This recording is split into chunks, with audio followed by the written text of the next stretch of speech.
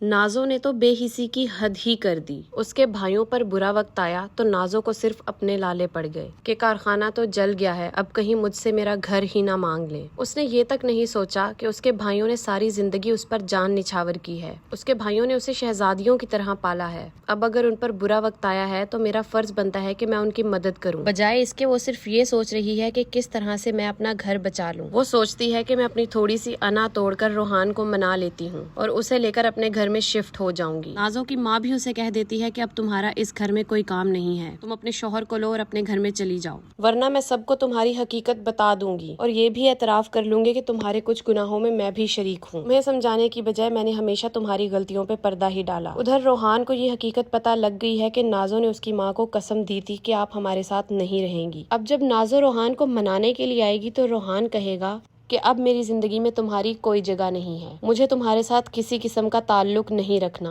तुम अगर मेरी माँ को कबूल नहीं कर सकती तो मैं तुम्हें कबूल नहीं कर सकता। नाजो ने तो सोचा भी नहीं था कि अगर वो मनाने में पहल करेगी तो रोहान उसे ऐसे खरी खरी सुना देगा। नाजो चीखती चिल्लाती हुई घर वापस आएगी और आकर राहिम और अब्रिश को बातें सुनाने लग जाएगी। राहिम से कहेगी कि अब्रिश की औकात ही नहीं है कि ये इस घर में रहे। जिस तरह से इसके भाई ने मुझे बेइज्जत किया है, तुम भी इसे बेइज्जत करके निकालो। राहिम को तो नाजो की पूरी हकीकत पता है, लेकिन नाजो किसी सूरत ये बात समझने को तैयार नहीं कि अब उसके भाई उस पर अंधा एतमाद नहीं करते। वो अब भी खुश फहमियों में ही रह रही है कि सिर्फ वही इस घर में हकदार और दावेदार है और उसकी भाभियां बाहर से आई हुई औरतें हैं। अब तो लगता है कि नाजो जैसे सच में नफसियाती हो गई है। उमर जब उससे बात करेगा कि हमारे बिजनेस को बचाने के लिए तुम्हारा घर सेल करना पड़ेगा तो वो साफ इनकार कर देगी और कहेगी कि अब्बा जी ने वो मुझे दिया था। उमर हैरान रह जाएगा कि इस बहन के लिए मैंने अपने बीवी और बच्चे तक का नहीं सोचा और इससे हमारे मुश्किल वक्त में हमारा साथ तक नहीं दिया जा रहा। फिर वो सबकी बातों पर गौर करेगा कि क्या ऐसा तो नहीं कि नाजो वाकई गलत है और मैं इसकी बातों में आकर अपनी बीवी के साथ ज्यादती कर रहा हूँ। उमर की माँ भी अब यही कहेगी कि तुम अपनी बीवी को वापस ले आओ, नाजो का दिमाग खराब है, इसकी बातों में मत आओ। नाजरीन, अब जल्द ही उमर पर भी नाजो की हकीकत खुलने वाली है और नाजो का अंजाम दूर नहीं। नाजो का अंजाम देखने के लिए मेरे साथ जुड़े रहिए और मेरे चैनल को जरूर सब्सक्राइब करें। वीडियो पे लाइक और कमेंट जरूर कीजिएगा। मिलते हैं अगली वीडियो में।